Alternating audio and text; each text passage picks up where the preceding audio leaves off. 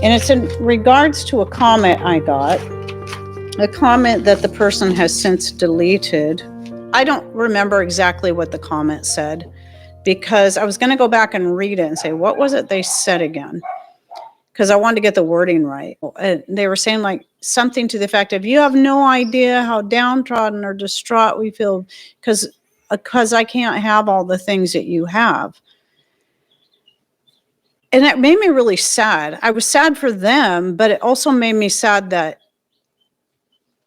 somebody would take anything that I try to share and possibly take it as if maybe I'm gloating. And that would make me feel terrible if anybody thought that's what I'm doing. And I told this person that,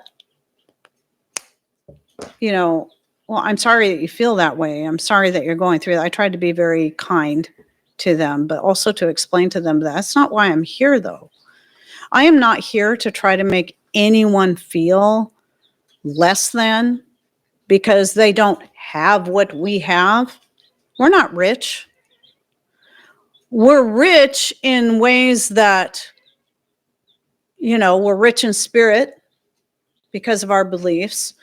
We're rich in the blessings that God has given us and the things that we have worked so hard for over the years. But we've been through very, very difficult times.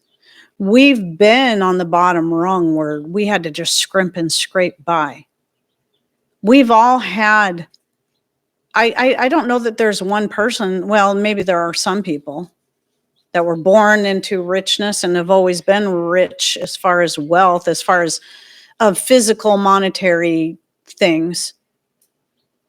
But everything that we have, the physical things that we have, it has been many, many years of working our rear ends off and trusting the Lord as well. He has blessed us. I will definitely say that when we've trusted him. But we've also worked very hard to get to where we're at. And we're still not rich. We just, like I say, we live just in a neighborhood. We were blessed to get a corner lot, which means that gives us a little more space to work with than the other lots in our neighborhood that are probably more of like a quarter of an acre or less. And at the time that we got this house, his dad was trying to get out from under it, and property values were extremely low when we got married. So we got this house for $45,000, if you can believe that. $45,000. Now, I don't know where some of you live. That probably sounds normal, but considering the cost of houses here now and what we could sell this place, and of course, we've added on to this because we put this big room on since. That was back in 1993, I think, that we did that. Or no, 1996. Well, and property values around here, houses are so much more expensive, just like anywhere else. Everything's gone way, way, way up. But we have worked very hard. We've been through twice now some pretty rough times where Patrick lost his job. And it put us in some pretty tight bind. Well, no, I guess it's been 3 times altogether, because the first time was when we were very young. We had one child, and it was because of the timber industry and what was happening out here. And a lot of people were losing their jobs, getting laid off. It wasn't because he was a bad worker. And in fact, none of the situations he lost his job had anything to do with him being a bad worker. And so that was tough, but we made it through. And then the second time it happened, we had just started making large payments on the house so we could, because it was the last debt we had. And our boys were teenagers, and we were going to try to get out of debt. But then that was, all of a sudden that was gone. It's like, man, I wish I wouldn't have made that large payment. We could have had that for savings. But you know what? God came through. Every time we worked hard, we found other ways to scrimp and save and save every penny we had. And things were tight, but we made it through.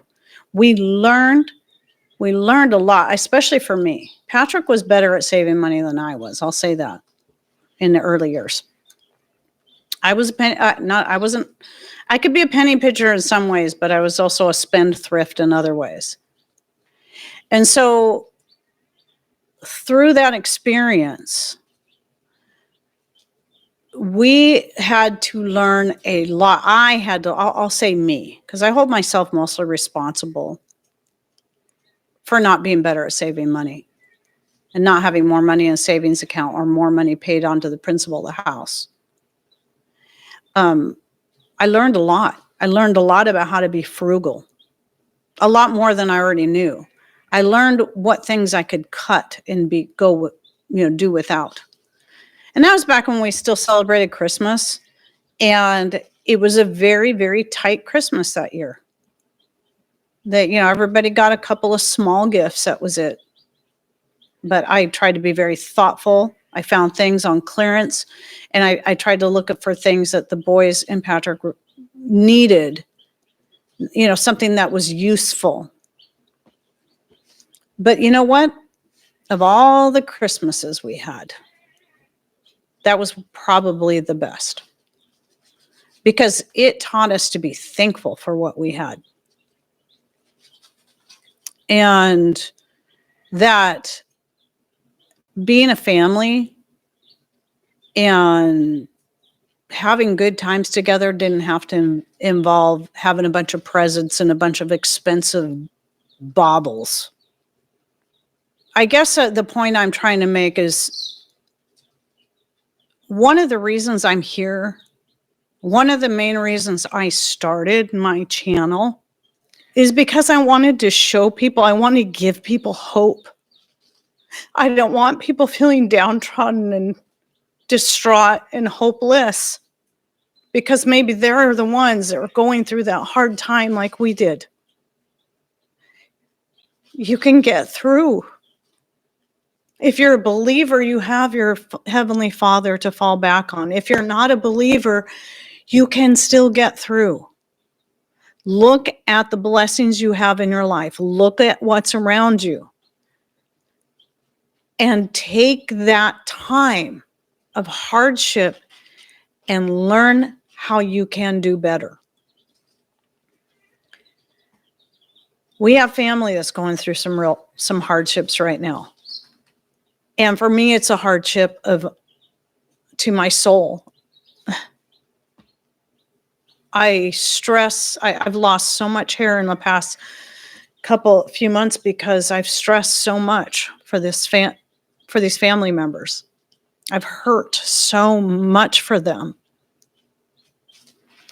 No amount of stuff or money can make that better.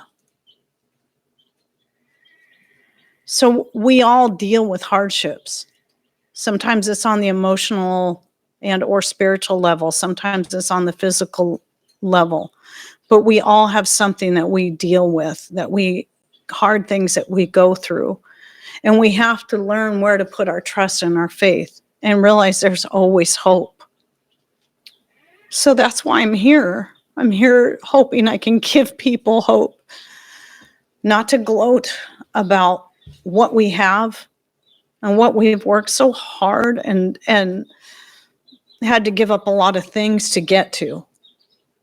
To get the house paid off, we had to give up a lot of the extra things that some people, we never went on fancy vacations.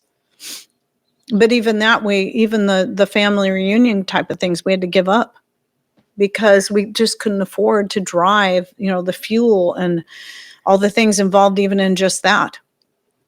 We had to give that up for a time. And that wasn't easy. I love my family. I like seeing my family.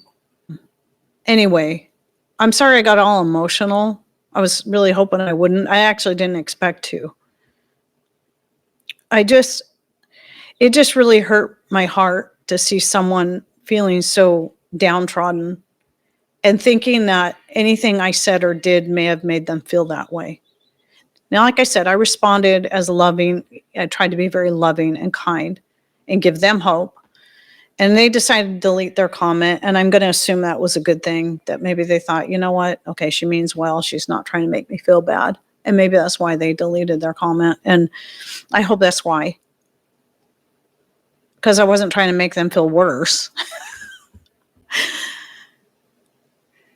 So anyway, I just hope everybody understands that no matter who you are, no matter what your life situation is, no matter who you look at that you think their life is perfect because they have this, that, or the other thing, or they're doing this, that, or the other thing, or they're putting on some kind of front in their YouTube videos or in their Instagrams or whatever.